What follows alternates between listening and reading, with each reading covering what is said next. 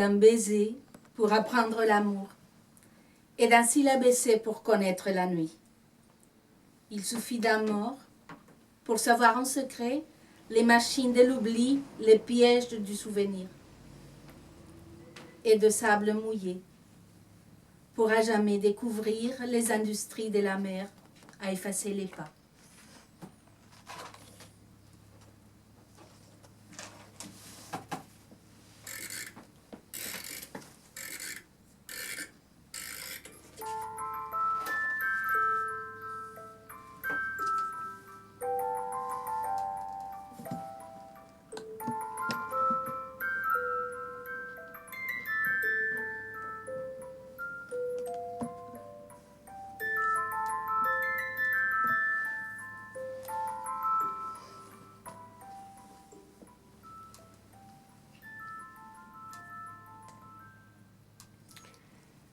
Si je remonte au plus loin de mon enfance, je rencontre les personnages d'un même village comme s'ils étaient les seuls survivants de ces années et qu'alors je n'eusse pas vécu en d'autres lieux. Ces personnages, ce village, je ne les voyais qu'à l'époque brève des grandes vacances, pas davantage, et mon temps se partageait entre la grande ville et la campagne. La mémoire en secret opère-t-elle un tri? À mon insu, travaille-t-elle à choisir? Aujourd'hui que je passe du côté de l'ombre, je suis tenté de le croire, et même n'en doute plus, mais sans deviner ses raisons ni ses motifs. Je me désole de les ignorer d'ailleurs, car je mets toute mon intelligence dans le souvenir. Je vais mourir, je le sais, bien que s'éloigne à peine la maturité. Les années du moins me sont comptées. Proche de l'oubli, il me faut être sage. Tant d'amis sont morts, je m'étonne de vivre. On mûrit en soi la mort, nul besoin de philosophie pour le savoir, comme la grenade, paraît-il, mûrit grain après grain. Un dernier grain reste à devoir se détacher. C'est nous. Vous me voyez sourire à la pensée que ce mûrissement s'appelle la vie. Sourire, simplement sourire. Et pourquoi plus? Ou pourquoi moins?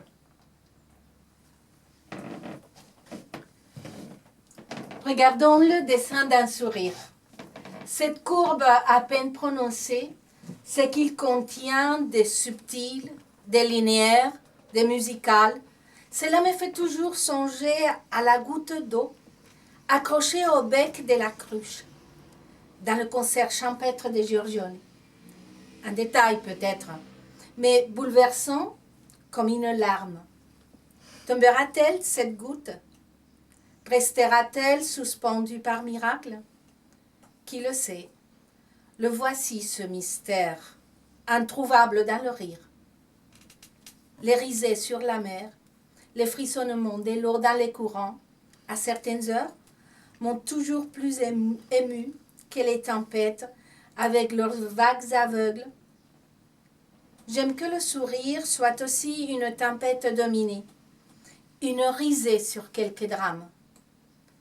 Un sourire au-dessus des gouffres est une maîtrise, un pont des lianes au-dessus d'un torrent de la forêt. Je voudrais qu'à la fin du jour, un sourire me soit accordé et que je puisse le lire sur le visage de mes amis. Ce serait comme une récompense.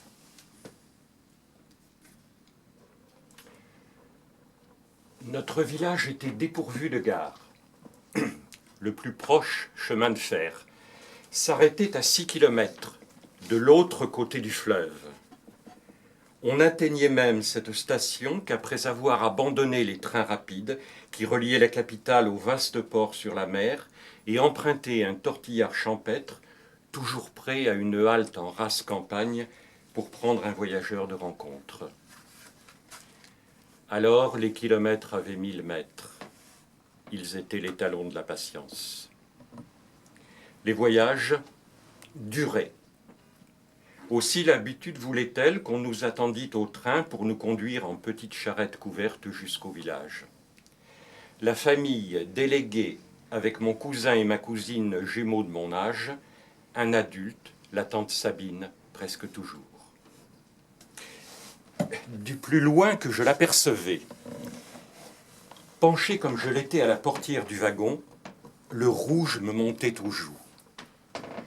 Sur le quai, tante Sabine était nue, des pieds à la tête, toute nue au bord des rails, dans une nudité laiteuse, telle une statue. Bon, ainsi la voyais-je, malgré son ample jupe noire tombant sur ses bottines et son corsage noir luisant par l'usage. J'étais seul à la voir nue, parce que j'étais aussi le seul à me glisser dans le jardin, derrière la maison, lorsqu'elle se savonnait le soir, droite dans un tub de zinc, posé sur les carreaux de la cuisine, près du fourneau de fonte. Était-elle belle? Je l'oublie. Mais je me rappelle la largeur de ses hanches, ses seins surtout, fermes malgré l'âge et la maternité, leurs pointes aiguisées par l'eau et le frottement de l'éponge, et le plaisir sur son visage quand elle passait celle-ci entre ses cuisses plusieurs fois, longuement. Tante Sabine ne le savait pas. Et l'aurait-elle su, j'ignore ce qu'elle eût pensé, car les méchants la disaient nymphomane. Elle nourrissait pour moi un faible. Mon neveu est poète, disait-elle. De fait, j'avais composé à l'occasion de son anniversaire un compliment en vers. Alors, le vrai poème où je la célébrais, elle ne le lut jamais par chance. J'y glorifiais son corps, ses hanches, sa poitrine et de sa peau la lactescence lunaire. Mes alexandrins demandaient que je fusse le tub, le savon, la serviette, l'éponge, l'eau mousseuse. Mais par tante Sabine, j'appris qu'il faut bien que la poésie soit métamorphose pour posséder un peu du monde.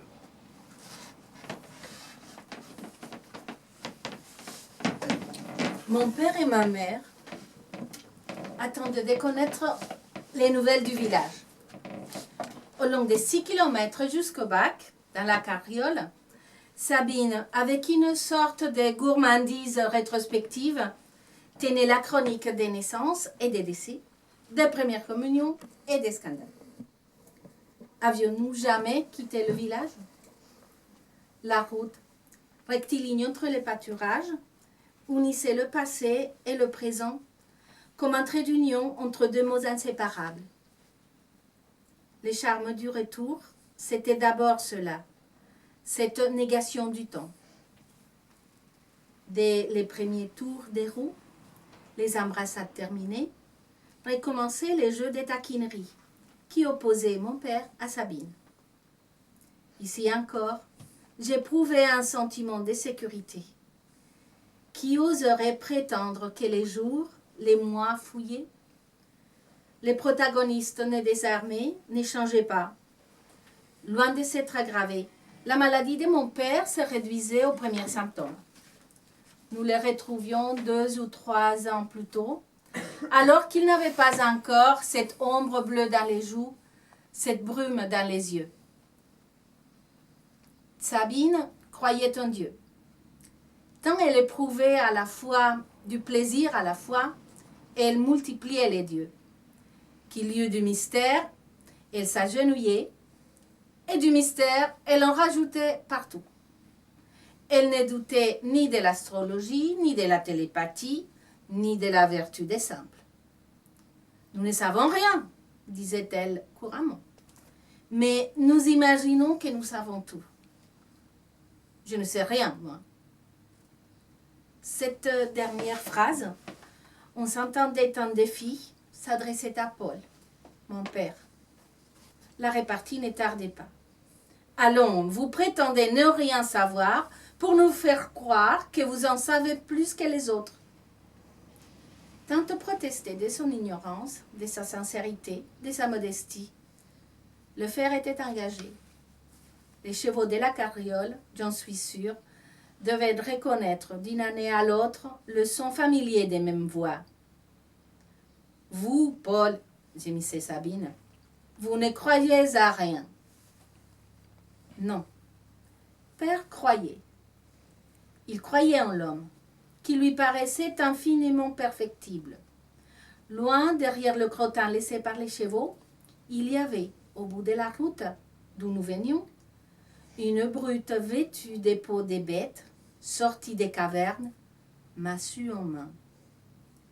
À mesure qu'elle se rapprochait de la carriole, elle se métamorphosait. Et maintenant, arrivée à notre hauteur, elle méditait les principes nobles de la franc-maçonnerie, les déclarations des 89. Qu'était l'homme à l'horizon devant nous? Lumière, sans nul doute, des sciences et des générosités. C'est ce que voyait mon père. Il doutait de tout, oui, sauf de l'homme. Il prononçait ce mot comme les ascètes des Landes prononcent la syllabe « Om » dans lequel réside la connaissance de la vraie divinité, le sens de la vie, la confiance, la paix.